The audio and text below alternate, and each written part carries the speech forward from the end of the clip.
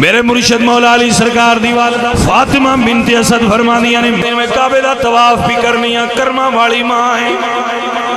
فرمانیاں نے طواف کعبہ دے دوران میں محسوس کیتا میرے پتر دا میلاد ہونے والا ہے۔ فرماندی نے میں محسوس کیتا میرا پتر دنیا تے ہونا ہے، علی دی ولادت دی گھڑی ہے۔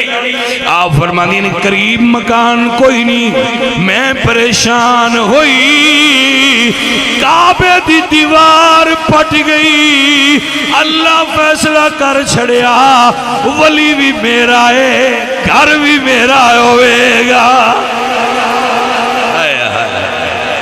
اللہ فیصلہ کر دیتا ہے گھر بھی میرا تے ولی بھی میرے گھر میرا ولی آئے گا۔ آپ فرمانی میں کعبے چ داخل ہوئی ہیں، جوف کعبے چ علی پاک میری پاک گودج تشریف لے آئے۔ جناب فاطمہ بنت اسد فرمانی نے ویکھیا تے پتر ہے بھی سونا، چالیا بڑے پیار نال چہرہ بھی وینیاں، لیکن پریشانی بنی ہے پتر اکھ نہیں کھول دا۔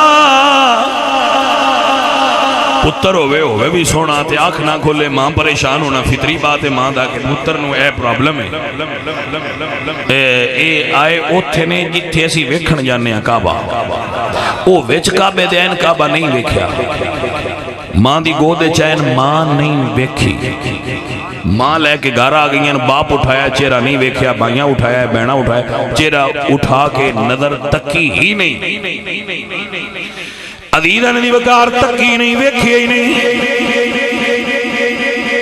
وقت گزریا، محمد کریم گھر آئے، فرمایا چچی مبارک ہوئے، اللہ نے تنو بیٹا عطا فرمایا ہے۔